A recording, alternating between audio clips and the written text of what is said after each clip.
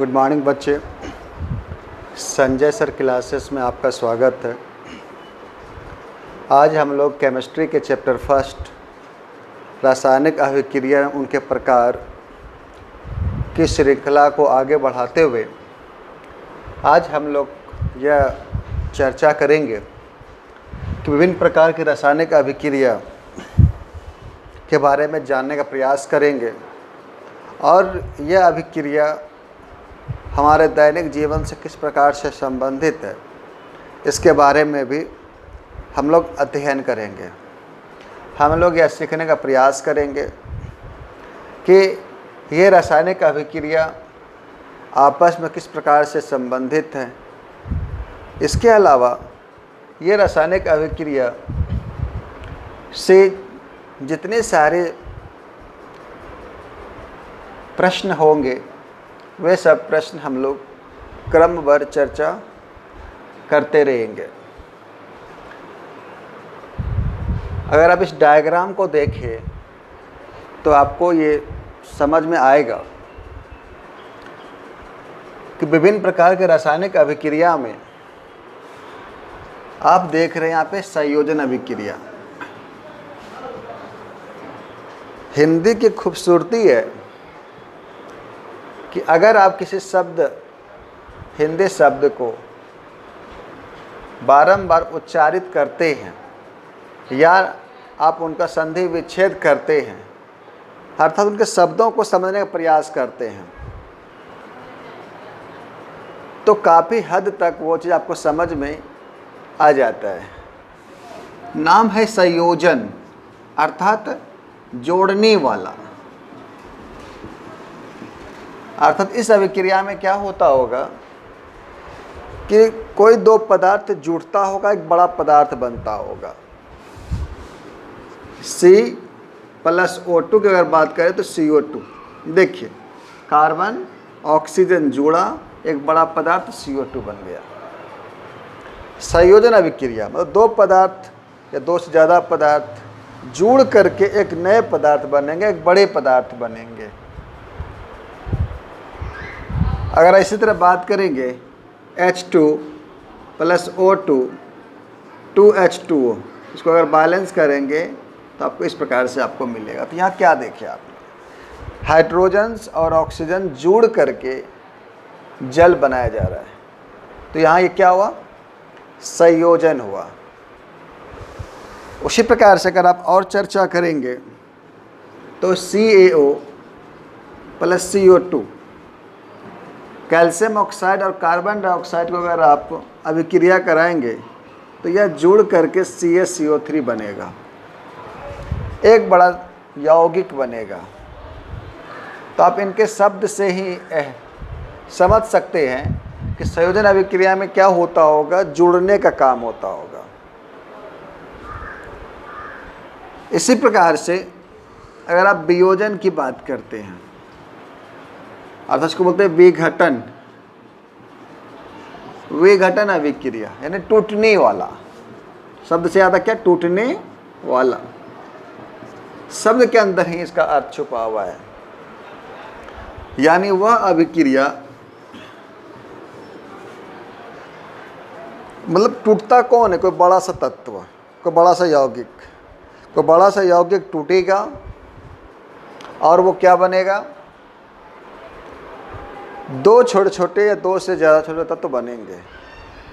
जैसे अगर बात करें कैल्शियम कार्बोनेट का, जिसको संगमरमर कहते हैं, इसको अगर आप अग्नि में देंगे या एनर्जी देंगे, ऊष्मा देंगे तो कैल्शियम ऑक्साइड और CO2 के रूप में टूट जाएगा। तो क्या देख रहे हो, एक बड़ा सा यौगिक टूट गया दो छोटे छोटे यौगिकों में। इसी प्रकार से अगर आप अमोनिया ले लीजिए तो ये आपका N2 + 3H2 में टूट जाएगा। अब इसको बैलेंस करना है तो इसको बैलेंस कर सकते हैं। तो आपने क्या देखा, एक बड़ा सा यौगिक दो छोटे छोटे यौगिक में यहाँ पे टूट रहा है। दो भी हो सकता है, दो से ज़्यादा भी हो सकता है। तो आप कहाँ गए, आप इनके परिभाषा पे गए, इनके शब्दों पे गए।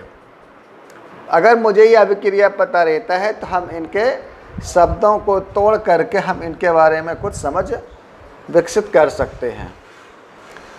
इसी प्रकार से हम लोग वैद्युत अपघटन की बात करेंगे। यानी जैसे मैं इसको थोड़ा मिटा देता हूँ, इसको देखेंगे तो यहाँ आपको समझ आएगा कि अपघटन तो होना है, मतलब टूटना तो है यहाँ, लेकिन टूटना है कहाँ? विद्युत की उपस्थिति में। और आपको बता दो कि किसी यौगिक को तोड़ने में इलेक्ट्रिक करंट की आवश्यकता होती है। इसका मतलब यह होता है कि वह पदार्थ आयनिक है। वह पदार्थ ज़्यादा मजबूती के साथ बंधे हुए हैं। आयनिक बंधन से बंधे पदार्थ को तोड़ने के लिए हमें इलेक्ट्रिक की आवश्यकता पड़ती है।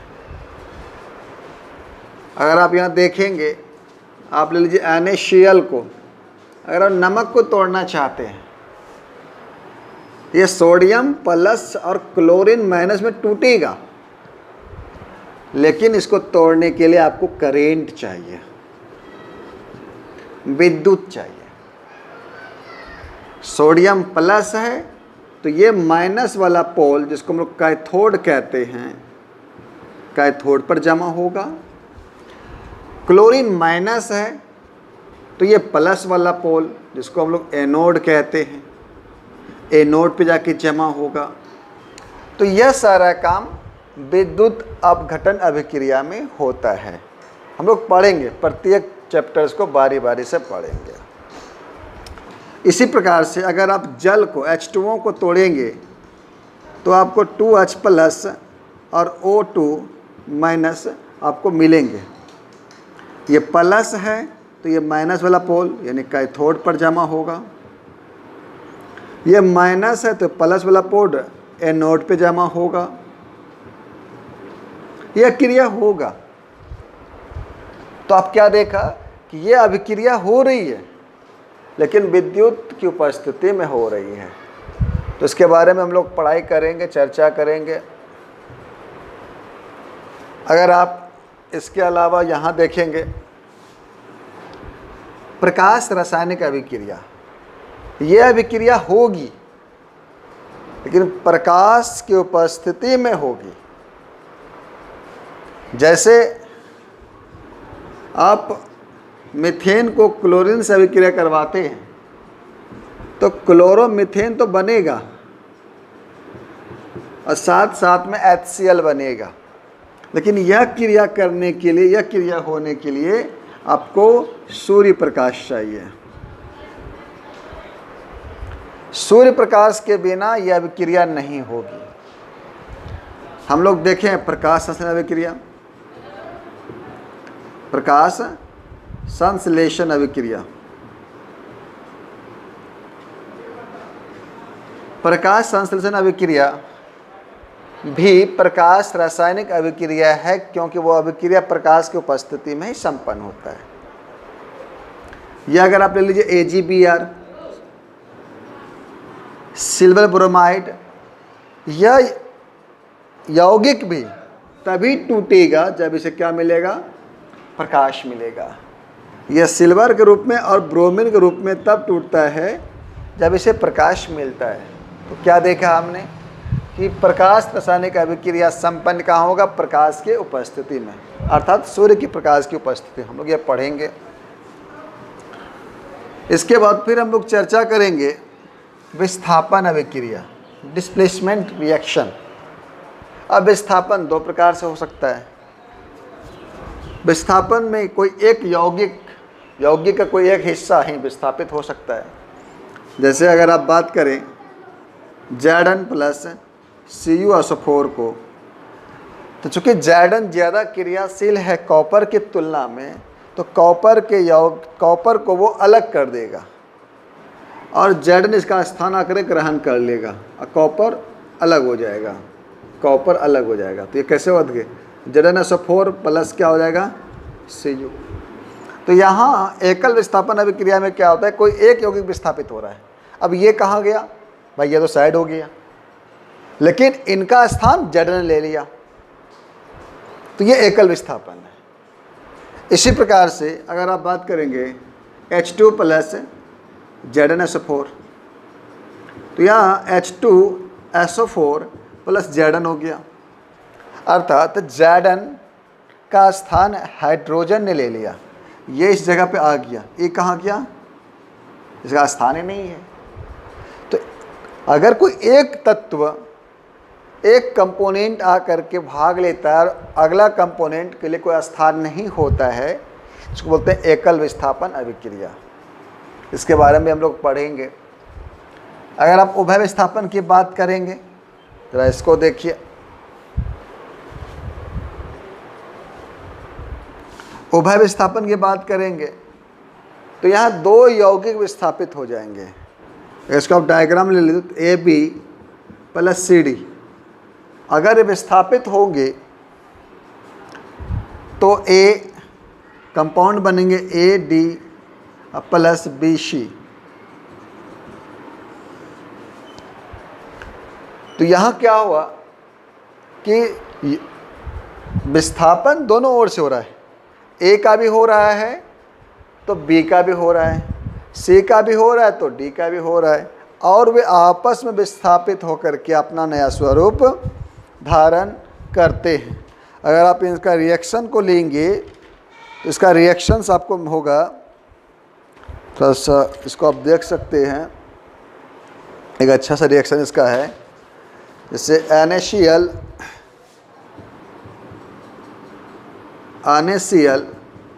प्लस AgNO3 है, sodium chloride plus silver nitrate को अगर आप करेंगे तो आपको मिलेगा AgCl और NaNO3। देखिए यहाँ क्या हुआ, सोडियम और सिल्वर, तो सिल्वर ने जगह सोडियम का ले लिया, ये विस्थापित किया, सिल्वर ने आकर के सोडियम का जगह, सोडियम ने सिल्वर का जगह ले लिया, तो ये विस्थापित कर दिया। तो यहाँ जो विस्थापन हो रहा है वह एकल नहीं बल्कि दोनों ओर से विस्थापन हो रहा है, तो ये कहलाएगा उभय विस्थापन अभिक्रिया। इसके बारे में भी हम लोग पढ़ेंगे। इसके बाद हम लोग पढ़ेंगे अवक्षेपण अभिक्रिया। अवक्षेपण अभिक्रिया क्या है? ये अवक्षेप यानी प्रेसिपिकेट, PPT इसको बोलते हैं, जो पेंदिमा करके जम जाता है, एक दही जैसा पदार्थ होता है। अगर आप इसको लेंगे NaCl और AgNO3 को लेंगे तो यहाँ आपको NaNO3 प्लस AgCl मिलेगा। तो यहाँ पे जो AgCl है ये आपको पेंदी में बैठ जाता है।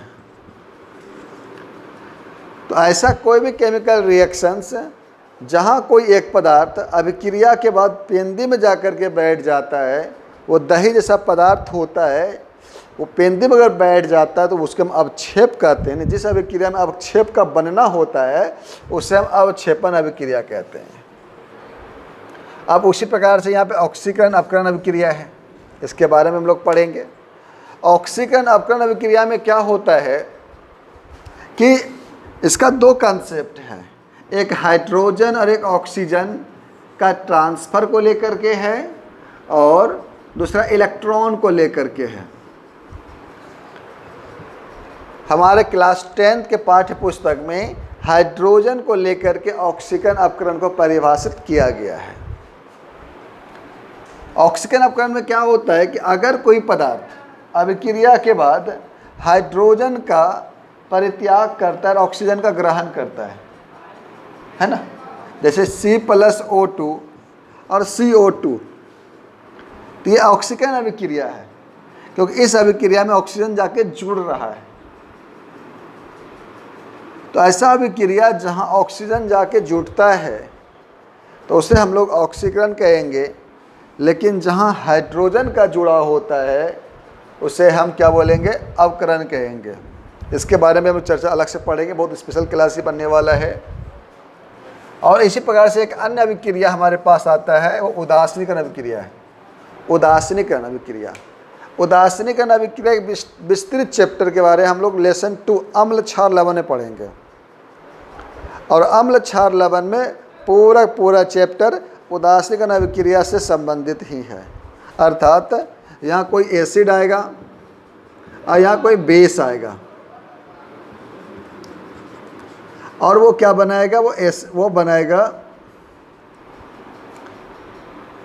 अम्ल लिया क्षार, वो साल्ट बनाएगा।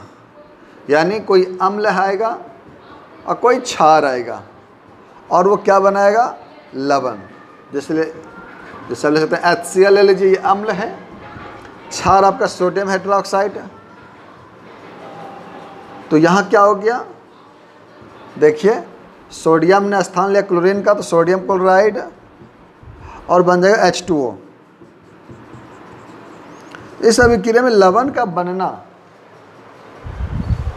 चूँकि लवण इसलिए बन रहा है वो चूँकि अम्ल और क्षार भाग ले रहा है। इस प्रकार की जो अभिक्रिया होगी उससे हम लोग उदासीन अभिक्रिया कहेंगे। इस बारे हम लोग चर्चा करेंगे। प्यारे बच्चों, केमिस्ट्री के इस श्रृंखला में हम लोग ऑनलाइन माध्यम से जो पढ़ाई कर रहे हैं, तो ये सारा चैप्टर्स को हम लोग काफ़ी अच्छे ढंग से गहराई पूर्वक से पढ़ेंगे और चर्चा करेंगे। लेकिन एक बात ये आपको ध्यान रखना होगा कि ये क्लास लेने के साथ साथ बोर्ड के ऊपर जिस प्रकार से ये डायग्राम बनाया गया, आप उसको डायग्राम को कॉपी में बनाएंगे। अब बनाने के साथ साथ थोड़ा अभ्यास करेंगे। अगर आप अभ्यास करते हैं तो निश्चित रूप से आज इस कोरोना काल में सारा कोचिंग क्लास स्कूल वगैरह बंद होने के बाद भी आपकी पढ़ाई में जो नुकसान हो रही है वह नुकसान संभवतः कम से कम होगी। जब भी क्लास ऑफलाइन मोड में शुरू की जाएगी तो वहाँ आपको ये चैप्टर जब पढ़ाया जाएगा तो ज़्यादा लाभ पहुँचेगा। इसी शब्दों के साथ मैं आपसे फिर एक बार आग्रह करता हूँ कि इस क्लास को ज़्यादा से ज़्यादा तक लीजिए और इसके अपने दैनिक जीवन से इसको जोड़िए। धन्यवाद।